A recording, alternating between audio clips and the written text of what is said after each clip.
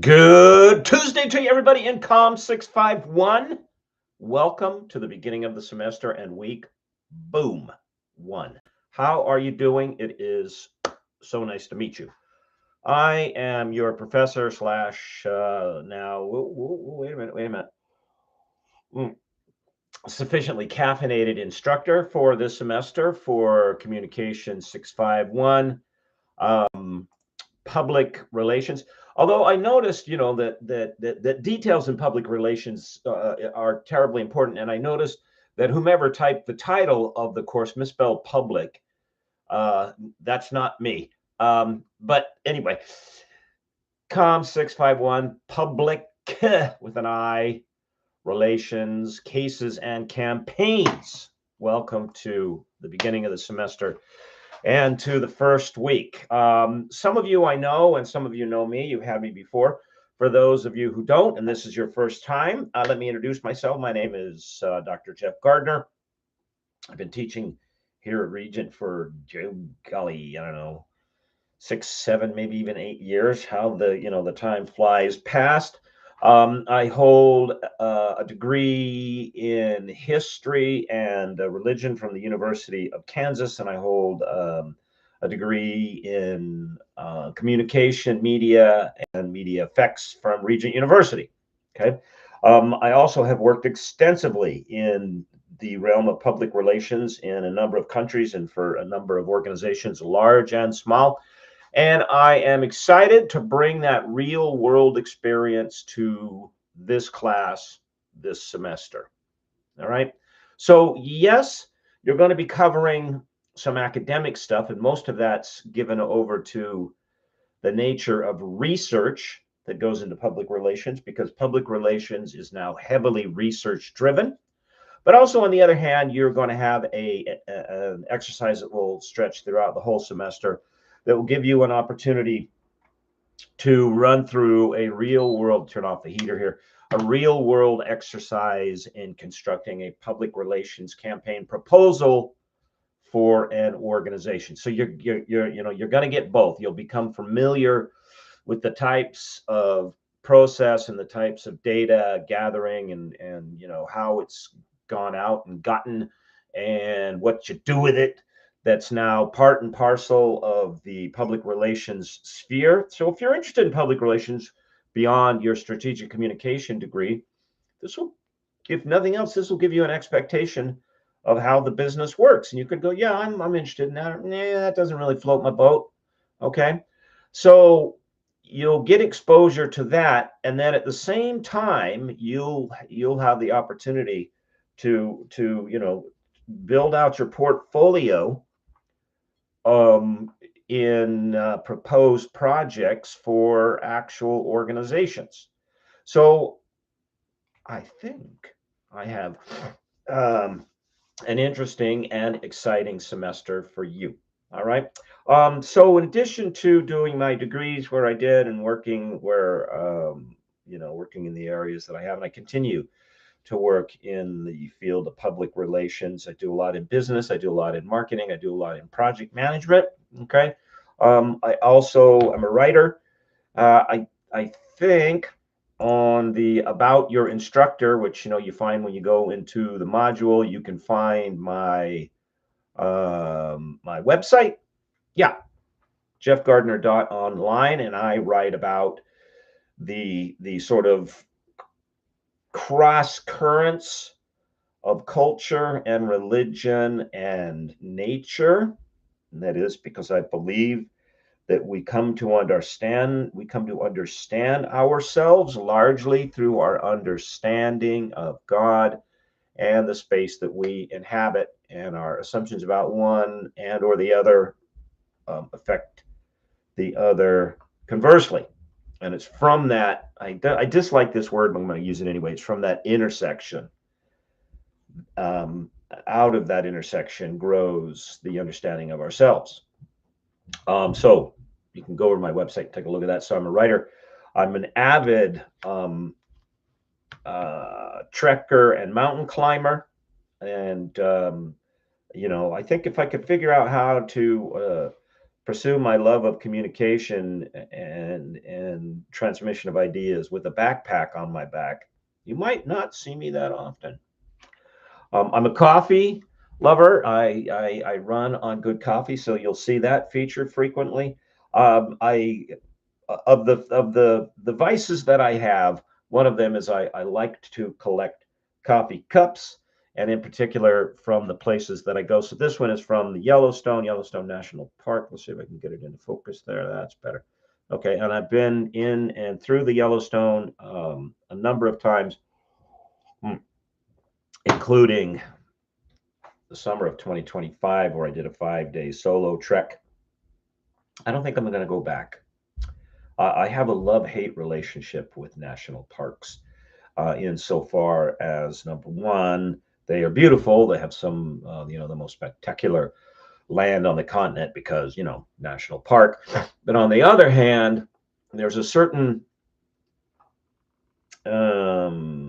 attitude, and I don't mean like, who do you think you are, but presumption about how one interacts with the space that I find tremendously artificial. There are a lot of rules and regulations that govern a national park, including where you can walk, where you can stop, how long you can be there. I've been in some national parks where the where you can stop is specific to like a measured space, smaller than a dorm room.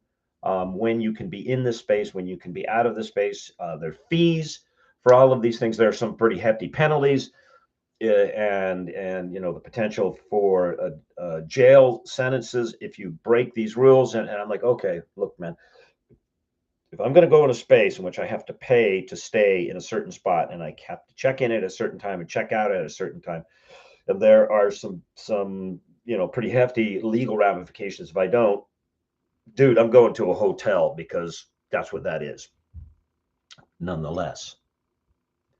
All right. So you'll hear that integrated into the discussion throughout the semester. Okay. That tells you a little bit about me. Okay. Let's talk about the class and what it is you need to be doing this week. Normally these 16-week classes, they get off to sort of a start, and things sort of start to engage. Not so this semester. You've got to get it and get at it right out of the gate. Is there some things that you need to do on the front end that you're going to need to have in place as we start moving along to complete the assignments towards the back end? All right, so I shall explain. So your task this week, first and foremost, you must complete the participation quiz. You'll find that in Canvas. You'll find that under quizzes. You'll find that linked in the module for week 1. This is something that you have to do, and what it does is it tells me and Canvas that you are an actual person and not a robot, and you're actually enrolled and you're engaged in the course. And Regent must show the results of some sort of a participatory exercise. And it's a syllabus quiz. You can open up the syllabus and read it and bloody do it. Okay, it's not really a quiz. It's just it's like checking the I am not a robot box, except for 4 questions. So you have to do it because Regent has to turn in the data in order to continue to be eligible to receive people who receive federal funds. Because if you don't complete the participatory quiz, the Office of the Registrar will start to disenroll you from the class by Monday of next week. And you don't want that. That is the 19th. So your first task this week, number 1, crack open the syllabus and read the syllabus. Okay. Read the policies and processes there within. Take a look at the schedule. All right. So you know what's coming up. Excuse me. Look at the point schedule. So you kind of have an idea of how many points, percentage both and total points are being given for what. Okay. There are essentially 3, not 4, 3. 3 means by which you will earn points in this class. Number 1 is a series of 1, 2, 3, 4 presentations of a large public relations collaborative project. I'll talk about that here in just a second that you'll need to do. That's one way you get points in this class. Number 2 is through your reading of the material and then answering discussion questions related to the material. And then number 3 will be a final exam that tests your retention of the material that you read. Now, let me say a little bit about the final exam, because every semester people say, why are you giving us an exam? You know, this is research. Yeah, I know. I did 2 doctoral programs. I know. Okay. There's a method in the madness. And I'm a helper. I'm here to help you develop as professionals. Here's the method. One of the challenges that you face in a quickly changing communication employment landscape is making yourself useful to an organization, because there are forces, technologies that are impacting the field of communication and degrading your ability to secure and maintain employment. AI and large language model AIs top the list. There are a number of organizations like, why should we hire people when we can, if we have a communication question, we can just ask this chat bot? Okay.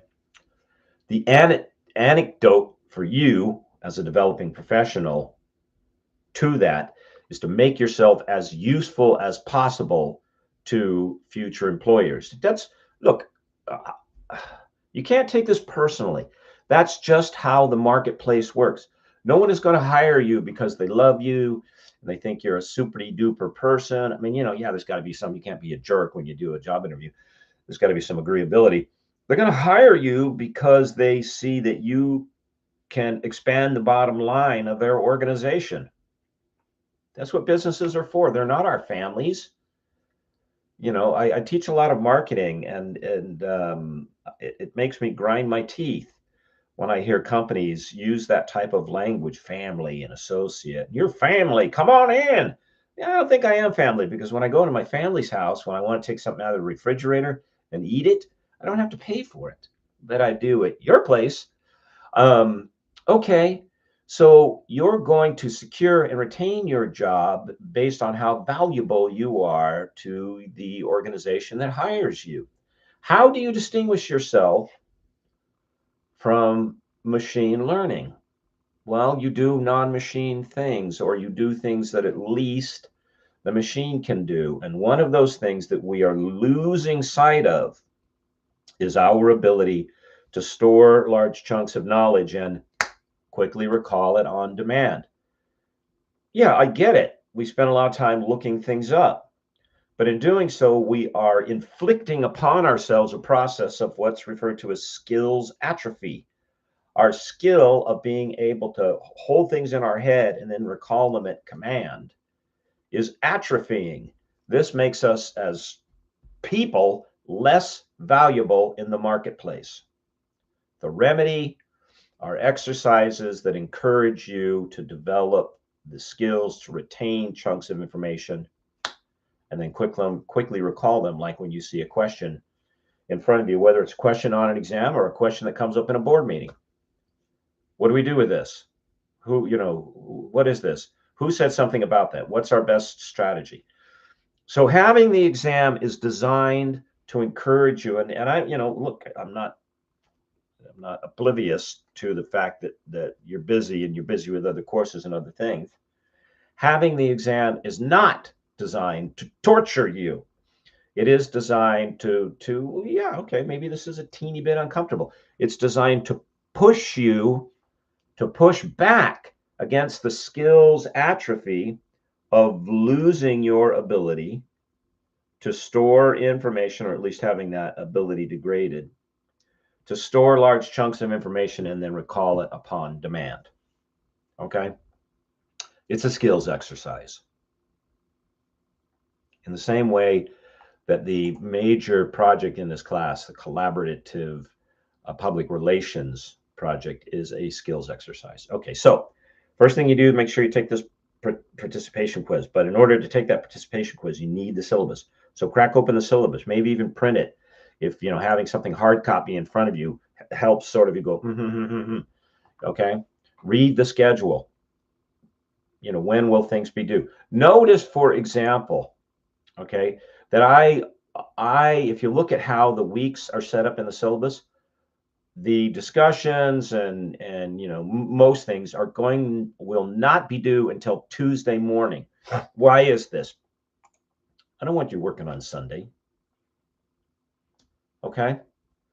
So the readings will run through the week, but the discussion answers, the answers to the discussion question, excuse me, will be due Tuesday morning. So you'll see that those dates end, you know, Monday night, 11:59 p.m. Eastern Standard Time, which is, yeah, okay, a minute before Tuesday morning. Okay, you got me. Okay, so look at the deadlines and the due dates. Familiarize yourself with the parameters of the class by getting the syllabus. Take the participation quiz. And then this week, open up, download, maybe even print, because it's a longish document. All right. It runs like let me see, I'm just gonna bring it up here. 1, 2, 3, 4, 5, 6, 7 pages. Okay. Your collaborative campaign project for this class. All right. So here's, you know what? I think what I'm going to do is I will schedule a Zoom session later this week where you can pop in, and maybe I'll even do a whole video in which I explain this exercise in detail. Okay. But the first thing that need to know about it is I have split you into teams. I've divided you up, and I just went from the top down, and you know, most of the teams have like 7 people in them, but I think, you know, we have like 22 people. So one of the teams has 8 people. I think the last team has 8. That's just because, you know, it was sort of at the end. I mean, you know, Thompson comes after everybody else. Sorry, Brandy. There you are. Figure out what team you're in. Start getting together. All right. Read through this assignment sheet and make sure you understand what it is you're doing. All right. Do that this week. Identify which team you've been assigned to and meet with the team. And this is really important, you're going to be required as part of this exercise to select and set up an online workflow platform. And I've given you three really common ones. They are Asana, Monday, and Slack. If you've never worked with an online workflow platform, you need to know how. These things are stock and standard as tools in the collaborative world of communication, public relations, business, all of these things. I'd be surprised if none of you have ever worked with one of these. Now, I do not require that you pay a fee to set up an account. Most of these, I think of the 3 examples, and there are others. You know, these are probably the 3 most popular: Asana, Monday, and Slack.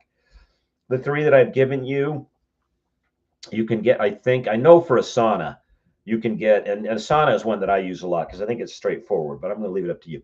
You can set up an account with 10 or fewer users for free. And so since there's a max of 8 people on a team, don't pay a fee. Okay. But what you must do is when you set it up, whichever the one you pick, and I encourage you to pick Asana, but if somebody in the team is familiar with Monday or they're familiar with Slack, and these are just work platforms, okay, don't get thrown by the names. Whichever one you pick, you must include me as a member of your group, because I want to be able to sort of jump in and out and check on your work progress. Okay. So there are 2 reasons for me assigning you're setting up a workflow space as part of this exercise. Number 1, workflow space software is real common now in the communication/business world. So it's in your best interest to be familiar with it and just get comfortable, because when you hit the market, you know, whoa, what's this? Okay. And number 2, one of the problems that you know comes up with collaborative exercises is, nobody here, of course, isn't going to be a problem, but one of the problems that comes up is certain people do a lot of the work and certain other people don't do so much of the work. And then certain members of the team go, you know, hey, this isn't fair. We have been completing all of these components of the project, and this person or persons over here hasn't been doing squat to doodle. One of the functions of these online workload platforms or workflow platforms is the assigning of tasks to various members of a team, and then it shows in the workflow platform who did or didn't do what. So if a team member is assigned a task and they don't complete it, and another team member has to step in and complete that task, that gets registered on the platform as who completed it. And I will be keeping my eye on the participants, members of each team, to make sure that everybody is, doing their fair share, and it's not one or two people are carrying the load for the whole team while the rest of them sort of, no, that'll get you fired in the job market.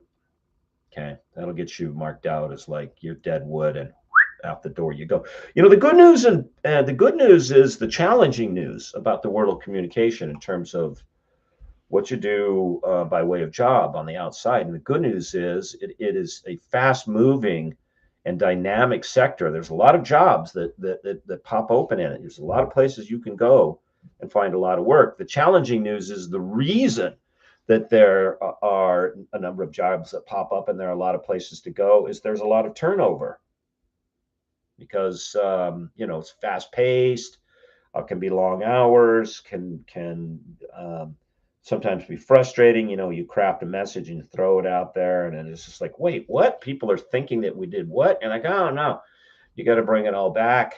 Okay. So in strategic communication, there's a good chunk of that business where you can always find work if you learn how it works. Okay. And so if you're a part of a communication team or a marketing team or a business team, a project management team, and you don't hold up your end of the couch, you're going to get kicked to the curb, because there's a lot of people standing in line waiting to take your position. All right. That's a good problem to have by way of your interface with the marketplace. So, competition, not a bad thing. Okay. So I try each week to keep these things under a half an hour. 20 minutes is better, because who wants to go on and on? So to recap, welcome to the class. I'm glad you were here. I am excited to be with you and teaching this semester. Items to make note of and to do for this week. Numero uno, lay your hands on that syllabus and become familiar with all the ins and the outs of the course. Number two, complete that participation quiz. Otherwise, the registrar's office is going to throw you out. Number three, get a hold of the semester-long assignment. That is the communication collaboration campaign assignment. Start talking to your team members and setting up a workspace again, I recommend Asana because I think it's pretty straightforward, but if you're already familiar with Monday or Slack or whatever, start setting up a workspace where you as a team can meet, and make sure that you include me as one of your team members. Okay. All right, everybody. I will make a separate video explaining in some detail. I thought maybe Zoom, but I'll just do a video. This collaborative assignment. All right. So I'll post that later this week. All right. Thank you very, very much for listening. Welcome to the class and the semester. I'm happy that you're here. All right. And I think about you a lot. I will through the semester. I pray for you through the semester. I'm not saying, you're going to need it. I just want you well. And I will see you on Canvas. God bless. Bye-bye.